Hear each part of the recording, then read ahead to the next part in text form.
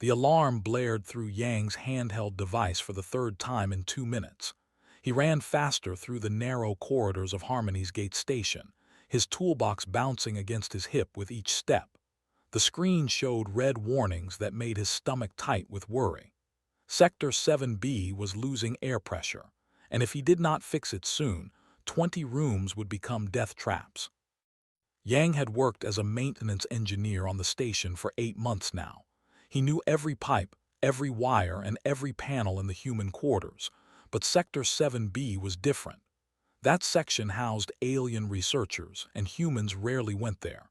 The aliens liked their privacy, and Yang respected that. Until today, when respect had to wait behind survival. He reached the maintenance access point and typed his emergency code. The door did not open. He tried again, his fingers shaking slightly, still nothing. The pressure readings dropped lower on his screen. People would start feeling dizzy soon. Then they would collapse. Then worse. Yang pulled out his override key, the one his supervisor told him to use only in life-or-death situations. This counted. He jammed it into the slot and turned hard. The door hissed and slid open. The room beyond was dim, lit only by soft blue light that seemed to come from everywhere and nowhere. Yang stepped inside, already scanning for the environmental control panel. His eyes adjusted slowly to the strange lighting. Then he saw her. A female alien stood in the center of the room. At least, Yang thought it was female based on the body shape. She was tall, taller than him by half a foot, with skin that glowed with the same blue light that filled the room. But her skin was not normal. It looked wet, peeling away in thin sheets that drifted to the floor like falling leaves. The alien turned toward him. Her face showed shock, then something that looked like pure horror. She made a sound high and sharp that hurt Yang's ears. "I am so sorry," Yang said quickly, holding up his hands. "Emergency, the air system is failing. I need to access the panel." The alien wrapped her arms around herself, trying to cover her glowing skin. More pieces peeled away, floating down around her feet. She spoke in a language Yang did not understand, her voice angry and upset. Yang spotted the control panel on the far wall. He had to walk past her to reach it. "I am really sorry," he said again, "but people will die if I do not fix this now." He moved as fast as he could, keeping his eyes on the floor. The alien kept making those sharp sounds. Yang reached the panel and yanked it open. Inside, he saw the problem immediately. A coupling had cracked and gas was leaking into the void space. Simple fix, but dangerous if left alone. His hands worked automatically, even though his mind raced with embarrassment. He pulled out the broken part and slid in a new one from his toolbox. The hissing sound stopped. The pressure readings on his device began to climb back to normal levels. Behind him, the alien had gone quiet. Yang risked a glance back. She had wrapped herself in a silver blanket from somewhere, covering most of her glowing skin. Only her face showed, and her large eyes stared at him with an emotion he could not name. Anger, yes, but also something else. Shame, maybe. "Fixed," Yang said softly. He closed the panel and grabbed his toolbox. "I will go now. Again, I am very sorry." He walked toward the door, moving carefully to keep distance from her. As he passed, she spoke again. This time, her device on the wall translated her words into Korean. "You have seen me," the translation said in a flat, mechanical voice. "You have witnessed my molting. This is forbidden." Yang stopped. "I did not know it was an emergency. I had to save the sector." "Ignorance does not erase the violation," she said. The translator could not carry emotion, but Yang heard it in her actual voice underneath. She sounded hurt, vulnerable. "What happens now?" Yang asked. "You must leave, and never speak of this to anyone." The alien pulled the blanket. "I will report you to Station Command. You should not be working in this sector." Yang wanted to argue, he wanted to explain better, but the look in her eyes stopped him. She was not just angry, she was scared. Whatever he had interrupted, it meant something important to her people. "I understand," he said quietly. "I will wait for command to contact me." He left the room and the door slid shut behind him. In the corridor, Yang leaned against the wall and took a deep breath. His hands were shaking now after the crisis had passed. He had saved 20 rooms full of people. He had done his job, but he had also done something terrible without meaning to. The rest of his shift passed in a blur. Yang checked every other system in Sector 7B from the outside corridors, making sure no other emergencies would require him to enter private quarters. Every time he saw an alien in the hallway, he wondered if they knew, if they could tell just by looking at him that he had violated their culture. When his shift ended, Yang went straight to his small apartment in the human quarter. He sat on his bed and stared at the wall. His device beeped. A message from Station Command. His supervisor wanted to see him first thing in the morning. Yang lay back and closed his eyes. He had come to Harmony's Gate Station because he wanted to work with aliens, to learn from them, to prove that humans could fit into the bigger galactic community. 8 months and he had been careful. He had been respectful. He had followed every rule. And now he had ruined it all by opening one door. In his mind he kept seeing her face, the alien woman, her glowing skin peeling away, the horror in her eyes when she saw him, the way she tried to cover herself with the blanket. He did not even know her name. Yang wondered if he would lose his job, if they would send him back to Earth, if humans on the station would face more restrictions because of his mistake. The thoughts spun in his head until exhaustion finally pulled him into uneasy sleep. He dreamed of blue light and falling skin and eyes that judged him without mercy. Yang sat in the waiting area outside his supervisor's office, watching aliens of different species walk past. A lumbered by on 6 legs, its shell clicking against the floor. 2 small floated past, their gas-filled bodies bobbing in the air. None of them looked at him. Yang wondered if they already knew what he had done. The door opened. His supervisor, a human woman named, gestured him inside. She had been on the station for 5 years and served as the cultural liaison between humans and other species. If anyone could help him, it was her. "Sit down," Yang said. Her face was serious but not angry. That was something at least. Yang sat. "How bad is it?" Pulled up a screen on her desk. "The female you encountered filed a formal complaint. Her name is Kiva. She is a xenobiology researcher, quite respected in her field." She paused. "She wants you removed from Sector 7B permanently. She also requested that no human be allowed in quarters without explicit written permission." Yang felt his stomach drop. "But there was an emergency. I saved lives." "I know. Station Command knows. That is the only reason you still have your job," leaned back in her chair. "But Yang, you have to understand how serious this is. What you saw was a molting ritual." She was shedding skin. "I did not know it was private." "It is not just private. It is sacred." Brought up an image on her screen showing a similar to Kiva. "Once every 3 years, shed their outer membrane. During this time, their inner skin produces bioluminescent light as it hardens. The process takes several hours and they are completely vulnerable during it." Yang remembered the blue glow, the peeling skin. "I did not mean to intrude." "Intention does not matter in culture," said. "By seeing her molt, you have become molt-bound to her." "What does that mean?" Hesitated. "It is complicated. In ancient tradition, if someone witnesses a molt, they are spiritually connected to that person. The witness is supposed to take an oath to protect the molting for the rest of their life." Yang blinked. "That seems extreme." "Many species have customs that seem extreme to us. We have customs that seem extreme to them." Closed the screen. "The modern interpretation is less intense, but Kiva is from a traditional family. To her, you seeing her molt is as if you walked in on her most intimate private moment." Shame burned in Yang's chest. "What do I do?" "Station Command is mediating. You will attend mandatory cultural sensitivity training. All human engineers will get updated protocols for emergency access to alien quarters. His expression softened slightly. And I suggest you research culture deeply.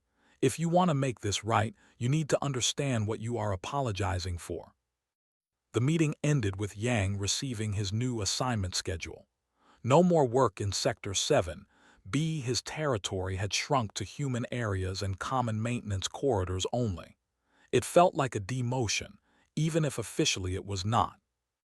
That evening, Yang sat in his apartment with his personal computer, reading everything he could find about their history, their customs, their biology. The more he read, the worse he felt. Evolved on a world with harsh radiation cycles. Their molting process was how they survived. Shedding the damaged outer membrane and growing a new one allowed them to live in conditions that would kill most species. But during the molt, they could not move well. They could not defend themselves. In ancient times, predators would attack molting. So the molt became sacred, a time of rebirth, a time when only the most trusted family members could be present. Witnessing someone's molt meant you were chosen, you were trusted with their life. Yang had not been chosen. He had forced his way into that trust. He found academic papers written by Kiva herself. She studied how different species adapted to environmental stress.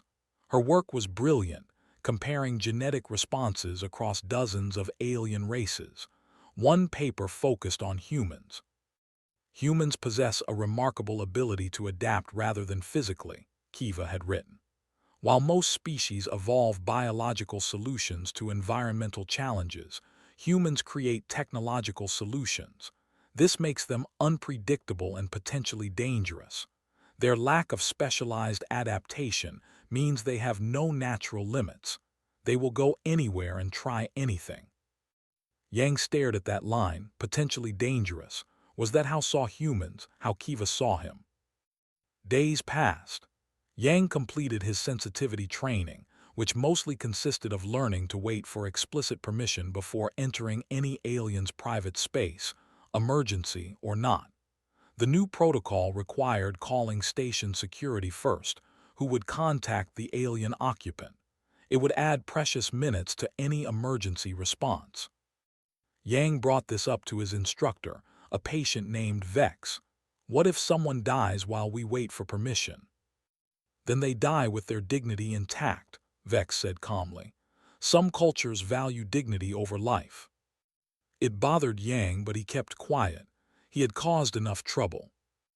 On his fourth day of restricted duty, Yang was running diagnostic checks in a maintenance tunnel when found him. "We have a problem," she said without greeting. Yang looked up from his scanner. Another complaint. Worse, strange energy readings near the station. The science team cannot figure out what is causing them. Pulled up a data stream on her portable device. Look at this pattern. Yang studied the numbers.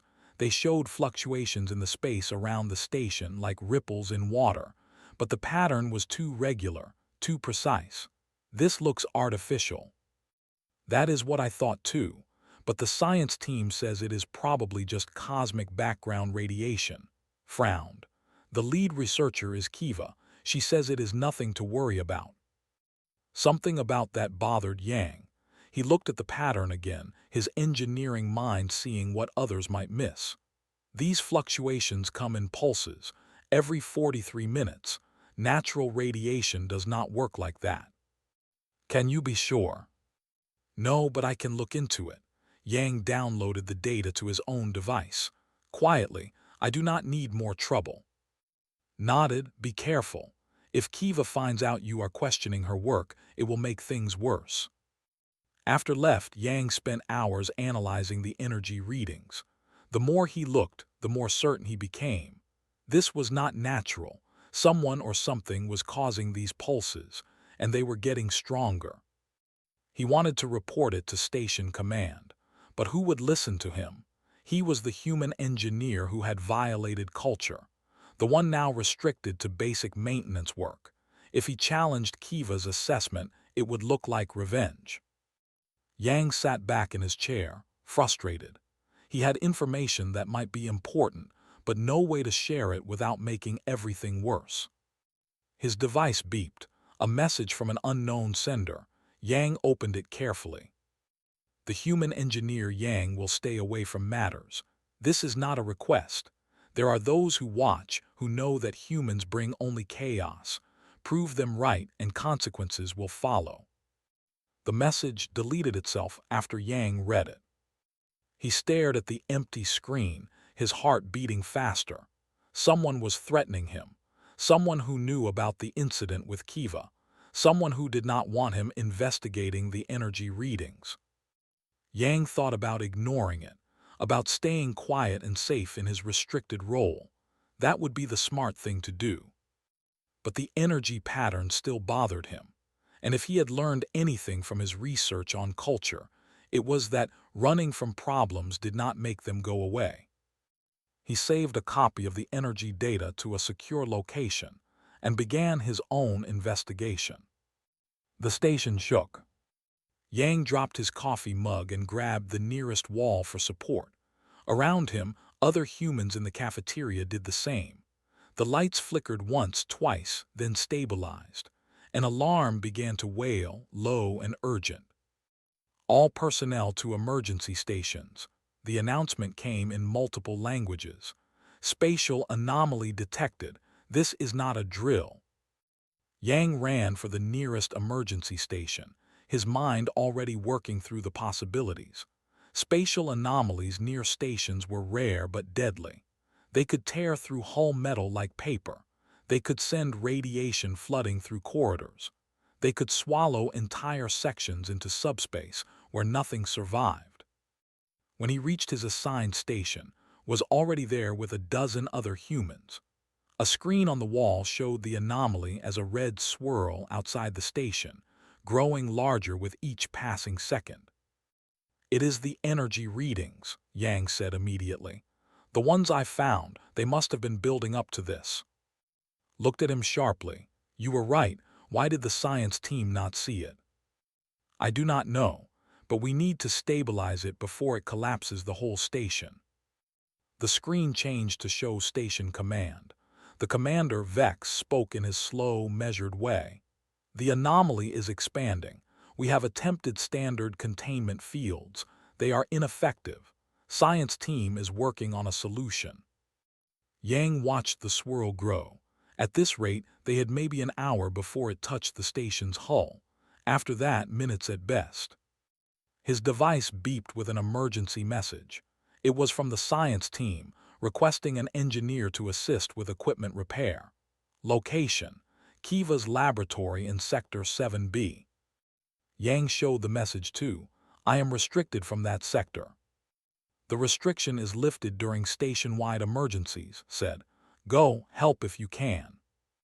Yang ran through corridors filled with aliens rushing to their own emergency stations.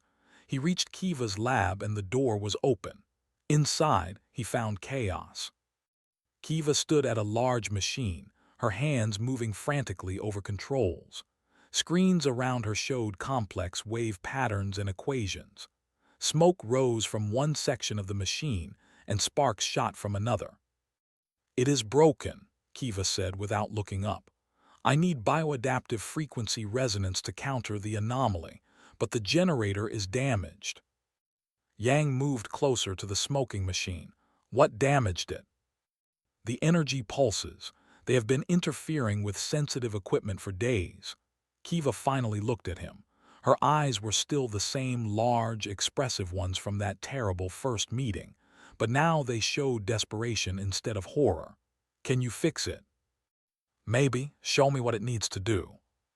Kiva explained quickly. Her theory was that the anomaly fed on certain frequencies of energy. If they could generate the exact opposite frequency, they could stabilize it, maybe even close it. But the machine that created these bioadaptive frequencies was her own design, built partly from biological components. It was unique. There were no spare parts. Yang opened the machine's housing. Inside was a mess of burned wires and cracked crystal matrices.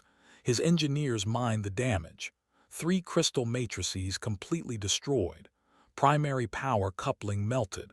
Secondary stabilizers blown. "This will take hours to repair properly," Yang said. "We do not have hours. We have 40 minutes at most." Yang looked at the damaged parts, then at the readings showing the growing anomaly. 40 minutes. He could not rebuild this in 40 minutes, but maybe he did not need to rebuild it. Maybe he just needed to make it work once. "I can jury-rig something," Yang said. "It will not be permanent, it might burn out after one use, but it might work." "Do it," Kiva said. Yang grabbed his toolbox and got to work. He bypassed the destroyed crystals, rerouting power through the remaining ones. He replaced the melted coupling with a standard human-made component that was not designed for this kind of equipment but might hold for a few minutes. He reinforced the stabilizers with wire and hope. Kiva worked beside him, her hands steady despite the crisis. She understood her machine better than anyone, and she guided him through the most delicate connections. They did not speak except to share technical information. There was no time for apologies or explanations. The station shook again, harder this time. Yang heard metal groaning somewhere in the walls. 20 minutes, Kiva said, checking her screen. Yang's hands moved faster. He was doing things no proper engineer would do, connecting incompatible systems, using parts that were never meant to work together. Every shortcut and trick he had learned in 8 months of keeping an aging station running went into this repair. "Try it now," he said, closing the housing. Kiva activated the machine. It hummed louder than it should. The jury-rigged parts vibrated dangerously, but the screen showed bioadaptive frequencies generating, weak, unstable, but there. "It is not strong enough," Kiva said. "I need 3 times this output." Yang looked at the readings. If he pushed more power through his makeshift repairs, they would burn out in seconds, unless... "Can you modulate the frequency in pulses?" he asked. "Quick bursts instead of a steady stream." Kiva's eyes widened. Yes, that could work. The pulses would be more intense and the machine could cool between them. "Then let me adjust the power flow." Yang opened the housing again and rewired the power distribution. It was crude, but crude was all they had. He set up a cycling system that would push maximum power for 3 seconds, then cut to minimal power for 2 seconds. "Ready," he said. Kiva input commands. The machine pulsed to life, and screens showed the bioadaptive frequency shooting out toward the anomaly in powerful bursts. The anomaly's expansion slowed. "It is working," Kiva said, "but I need to fine-tune the exact frequency. The resonance has to match perfectly or the anomaly will adapt." She worked at her controls, making tiny adjustments. Yang watched the machine, ready to make repairs if anything failed. The jury-rigged parts were holding, but barely. He could see stress fractures forming in the crystals. The station shook violently. Yang was thrown against the wall. Kiva stumbled but caught herself on her console. Warning lights flashed red across every screen. "The anomaly is touching the hull," Kiva said. "I need 2 more minutes to find the perfect frequency." 2 minutes might as well be 2 hours. Yang could see the machine starting to fail. Smoke rose from the housing again. The cycling power system was overloading. He made a decision. "Give me your hand," Yang said to Kiva. She looked at him, confused. "Your bioluminescence. When you molt, your skin glows, right? That is bioadaptive frequency, natural biology." Yang held out his hand. "Feed that frequency into the machine. Use yourself as a living component." "That is insane. It could kill me. Or it could save the station. You said I am molt-bound to you, that I witnessed your vulnerability. Then let me protect you while you do this." Kiva stared at him for a long moment. Then she took his hand and placed her other hand on a crystal input node on the machine. Blue light flowed from her skin into the machine. The frequency reading spiked, then smoothed into a perfect wave pattern. On the screens, the anomaly began to shrink. Kiva's whole body glowed now, brighter than when Yang had first seen her molting. The light was beautiful and terrifying. She was channeling her own biological energy into the machine, using herself as a bridge between biology and human engineering. Yang held her hand, keeping her steady. Around them, the station groaned and shook. Metal screamed, but Kiva did not stop. The anomaly collapsed inward, shrinking faster and faster until it disappeared completely. Kiva's glow faded. She collapsed and Yang caught her before she hit the floor. Her skin was pale, almost gray. She was breathing but barely conscious. "Medical team to Sector 7B, Lab 14, Yang shouted into his communicator. "Emergency. Researcher Kiva needs immediate help." He held her carefully, this alien woman who had hated him days ago but trusted him with her life today. Her eyes opened slightly. "You kept your word," she whispered in her own language. The translator on the wall was damaged, but Yang somehow understood anyway. "Molt bound, you protected me." "Rest," Yang said. "Help is coming." The medical team arrived and took Kiva away on a hovering stretcher. Yang stood alone in the destroyed lab, surrounded by smoking equipment and the lingering blue glow of bioluminescence. They had stopped the anomaly. They had saved the station. But Yang knew this was only the beginning. Anomalies did not appear randomly. Someone had caused this, and someone had threatened him to stay quiet about the energy readings. This was not over. Kiva woke up 3 days later. Yang only knew because told him. He had tried to visit the medical bay, but security turned him away. Only family and approved colleagues were allowed to see recovering patients. Yang was neither. But on the 4th day, his device beeped with a message. "Come to my quarters, we need to talk. Kiva." The address was in Sector 7B, the section he had been banned from. Yang checked with first. "The ban is officially lifted," confirmed. "You saved the station. Command agreed that your emergency access was justified. Plus, Kiva herself requested the ban be removed." Yang made his way to Kiva's quarters, his stomach tight with nervousness. He did not know what to expect. Would she be angry still, grateful, something else? He knocked. The door opened immediately. Kiva stood there, looking much healthier than when he had last seen her.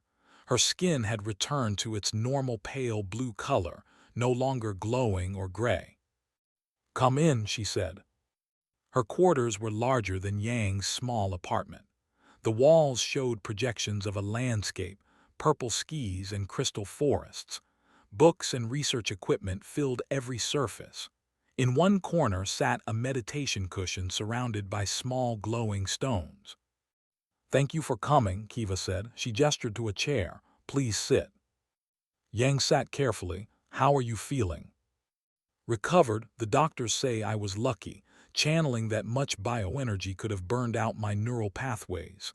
She sat across from him. "You saved my life, and the station. I owe you an apology." "You do not need to apologize. I was the one who violated your privacy. You were doing your job during an emergency. I overreacted because of my own issues." Kiva looked down at her hands. "I was exiled from my 5 years ago. I questioned certain traditions and my family disowned me. When you saw me molting, it brought back all that pain and shame." Yang had not expected such honesty. "I am sorry that happened to you. It made me better at my work but worse at trusting others." Kiva met his eyes. "You held my hand during the crisis. You protected me. That is what molt bound means in its truest sense. Not spiritual binding, but choosing to protect someone when they are vulnerable. I would do the same for anyone on the station." "I know, that is what humans do, is it not? You see someone in danger and you help them, no matter the cost." Kiva stood and walked to her desk. "Which is why I need to show you something. Something I discovered weeks ago but did not report because I was afraid." She pulled up files on her screen. Yang moved closer to see. "The anomaly was not natural," Kiva said. "I knew that from the beginning. These energy readings you found matched a pattern I saw 3 weeks ago. Someone has been sabotaging the station, trying to create spatial anomalies. Why did you not report it? Because I did report it, to Overseer Rax, the head of affairs on the station. He told me I was mistaken. He said the readings were cosmic background radiation and that I should focus on my real research. Kiva's jaw tightened. When I insisted, he reminded me that I was already in exile, that making trouble would result in me being sent away from this station too. Yang felt anger rising in his chest. He threatened you. Yes, and I was weak. I stayed quiet. Kiva brought up more data. But after the crisis, I went back through all my records. Look at this. The screen showed energy patterns spanning months, small at first, barely noticeable, then growing stronger, and always the source seemed to be in the sector of the station. Someone in your own section is doing this, Yang asked. Someone with high-level access to station systems. Someone who can hide energy signatures from normal scans. Kiva pulled up security records. I checked who accessed the Spatial Dynamics lab during the times these anomalies started. Only 3 people. Myself, my assistant Haywan, and Overseer Rax. Yang stared at the name, Rax, a high-ranking official. Why would he sabotage the station? I do not know, but I think it has to do with humans. Kiva showed him another file.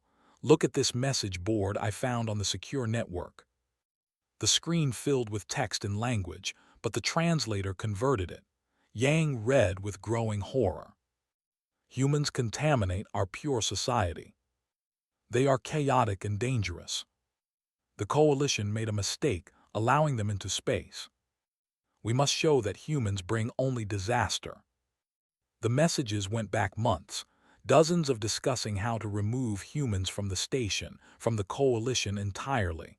Some messages were just angry words, but others talked about action, about demonstrations, about making humans show their true nature. They want to make it look like humans caused the anomalies, Yang said. I think so. If the station is destroyed and evidence points to human incompetence or sabotage, it would turn the entire Coalition against Earth. Kiva closed the files. But I cannot prove Rax is involved. He is too careful. Yang thought hard. What if we investigate together? You understand the science. I understand the engineering. Between us, maybe we can find proof. That would be dangerous. If Rax discovers we are investigating him, he could do anything. He has power in the Coalition. We are just a researcher and a maintenance engineer. Then we do not tell anyone else, just us. Yang met her eyes. You said humans see danger and help anyway. Well, are brave enough to question tradition even when it costs them everything. Between human stubbornness and intelligence, we might actually succeed. A small smile crossed Kiva's face, the first smile Yang had seen from her. You researched my culture. I wanted to understand what I had done wrong, and what molt binding really means. It means we protect each other. Kiva held out her hand, palm up, a gesture of partnership. We investigate together. Yang took her hand, together. Over the next week, they worked in secret. Yang used his engineering access to check maintenance logs and power distribution records. Kiva used her scientific clearance to analyze energy patterns and spatial data. They met in her quarters late at night, when most of the station slept. Slowly, a picture formed. Rax had been diverting power from normal station operations to a hidden device in the Spatial Dynamics lab. The device created small spatial distortions, which grew over time into the anomaly that nearly destroyed them all. He wanted the station damaged but not destroyed, Kiva explained as they reviewed the evidence.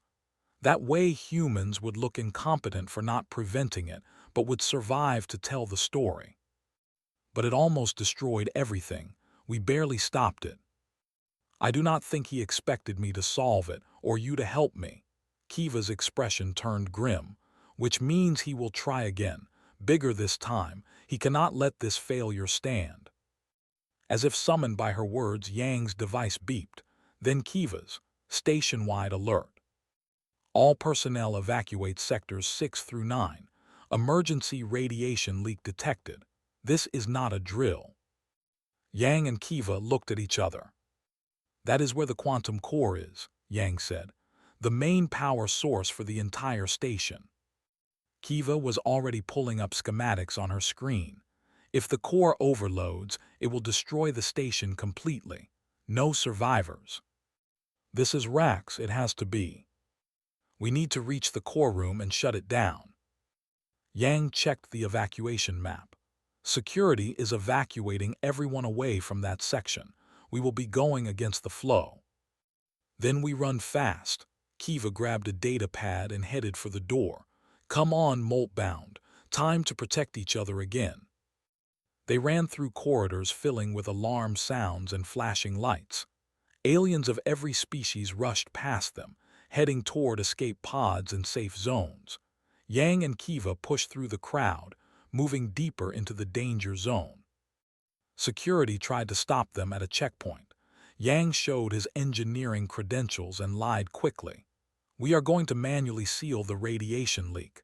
Emergency protocol. The guard hesitated, then let them through.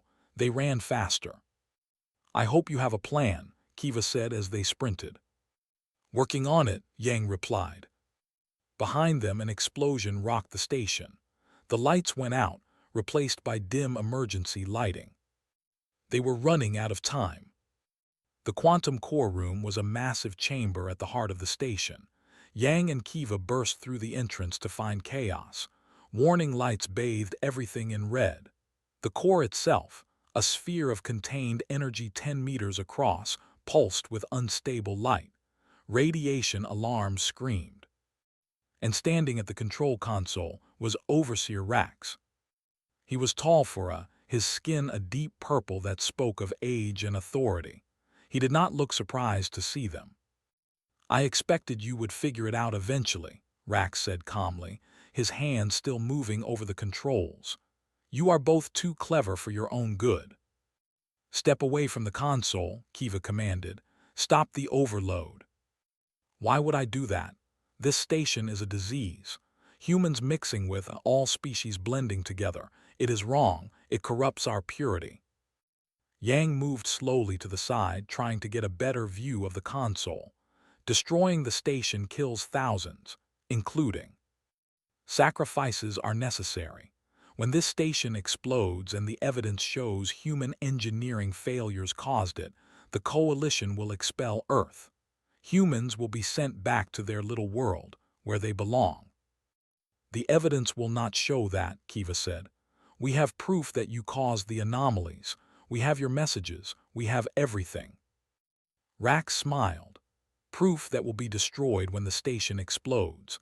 I will be on an escape pod with other survivors, telling them how I tried to stop the human engineer Yang from sabotaging the core.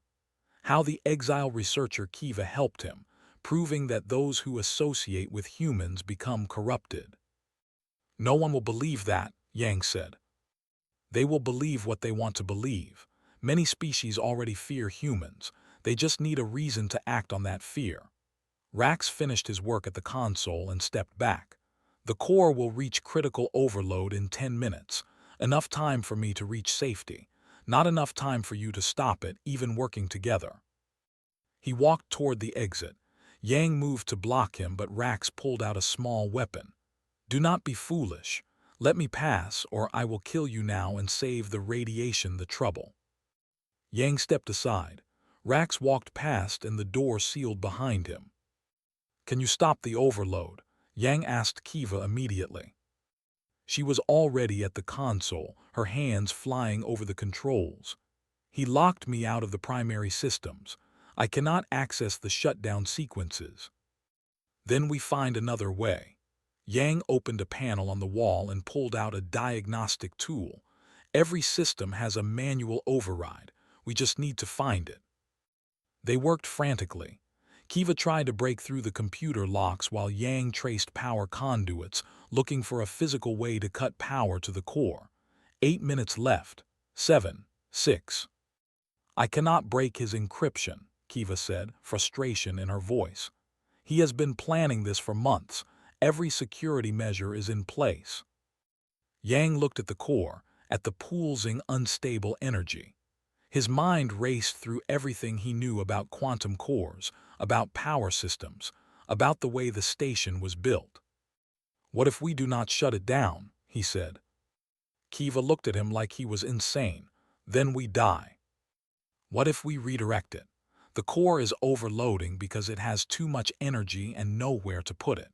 So we give it somewhere to put it." "Where?" "Every system on the station is already at maximum capacity." Yang pointed at Kiva's data pad, still showing the evidence they had collected. "Send all our proof to every communication device on the station, every computer, every personal device, every screen. Blast it out on every frequency." "That will take enormous amounts of power." "Exactly. We use the overloading core to power the transmission. We turn Rax's weapon into our proof." Understanding lit up Kiva's face. "That could work, but I would need direct access to the core's output nodes. The radiation there is lethal." "Not if we are fast." Yang grabbed 2 radiation suits from the emergency locker. "These will buy us maybe 3 minutes of protection." They suited up quickly. 5 minutes until overload. Yang and Kiva approached the core, feeling the heat even through the suits. Kiva connected her data pad to an output node. Yang rerouted power from the overload directly into the communication systems. The core's pulsing slowed slightly as energy found a new outlet. All across the station, every screen lit up with the evidence Kiva and Yang had gathered. Messages from the hate group, energy signatures showing sabotage, security logs proving Rax's involvement. Everything broadcast to every being on the station. "It is working," Kiva said. "The core is stabilizing." But 3 minutes in lethal radiation was a long time. Yang felt dizzy. His hands shook as he made the final connections. Beside him, Kiva swayed but kept working. 4 minutes left until full overload, but the transmission needed 3 minutes to reach everyone. They had to hold on. "Yang," Kiva said quietly, "if we die here, I want you to know that meeting you changed everything for me. You showed me that molt binding is not about traditions or shame. It is about choosing to trust someone." "We are not dying," Yang said, but his vision was going blurry. The radiation was cooking them even through the suits. 2 minutes left. The transmission was at 80%, 90%. The door burst open. Medical teams rushed in, pulling Yang and Kiva away from the core. Was with them shouting orders. "Get them to the medical bay, now." "The transmission," Kiva tried to say. "We saw it, everyone saw it. Security is arresting Rax right now." Helped carry Kiva toward the door. "You did it. You saved the station again." Yang's last conscious memory was of the core's pulsing returning to normal, stable and contained. He woke up 2 days later in the medical bay, sat beside his bed. "Welcome back," she said with a tired smile. "Kiva?" Yang asked. "Recovering in the next room. You both received serious radiation exposure, but the doctors say you will be fine." Pulled up a screen. "The station is talking about nothing else. Your transmission reached every device. Aliens of 20 different species saw the proof. Rax has been arrested. His supporters are being investigated." "What happens now?" "The coalition is sending investigators. They want to know how deep this conspiracy goes. But Yang, what you and Kiva did, working together, human, and it proved something important. It proved that cooperation between species makes us stronger, not weaker." Over the next week, Yang recovered slowly. Kiva recovered too, and they had meals together in the medical bay, comparing notes on their radiation treatment and laughing about how close they had come to dying. The coalition investigators came and went. They found that Rax's group had supporters on multiple stations, all fearing human expansion into space. But they also found something else. The evidence had inspired many aliens to speak up about cooperation they valued with humans, scientists who worked with human researchers, engineers who learned from human improvisation, traders who appreciated human creativity. 6 months after the core incident, Yang stood in his new office. He had been promoted to senior engineering officer, with responsibility for maintaining relationships between human and alien technical teams. The promotion came with better quarters, better pay, and respect from command. But the best part was the message on his screen from Kiva. "Come to Lab 14, want to show you something." He walked to Sector 7B, no longer restricted, no longer afraid. The corridors that had once been forbidden now felt familiar. He reached Kiva's lab and knocked. "Come in," her voice called. Yang entered to find the lab completely transformed. Where there had once been only equipment, now sat a mix of technologies. Human tools next to instruments. A coffee maker beside a bioluminescent meditation stone. On the wall hung a picture of Yang and Kiva standing together, receiving a Coalition Achievement Award. Kiva stood at her desk, working on a holographic display. She smiled when she saw him. "What do you think?" she asked, gesturing around the lab. "It looks like a place where two different worlds meet," Yang said. "That is exactly what it is." Kiva brought up a document on her screen. "I wanted to show you this before I submit it. Our joint research paper, Adaptive Resilience in Multi-Species Cooperation, How Human Improvisation and Precision Create Superior Solutions." Yang read the abstract. It detailed everything they had learned working together, how human flexibility complemented thoroughness, how their different approaches to problems created better outcomes than either species could achieve alone. "This is brilliant," Yang said. "We are brilliant together," Kiva corrected. "Separately, I would have died in that first crisis. You would have died in the second, but together we saved thousands of lives." "Together is better," Yang agreed. Kiva came around the desk to stand in front of him. "There is something else. The Coalition is creating a new program, mixed species teams for crisis response. They want us to lead the first team, train others in cooperative techniques. They want us to work together permanently. If you are willing, I know it has been a strange 6 months." Yang thought back to that first terrible meeting when he had opened the door and changed both their lives. Then he thought about the anomaly, the core crisis, the radiation exposure, the investigations. Strange did not begin to cover it.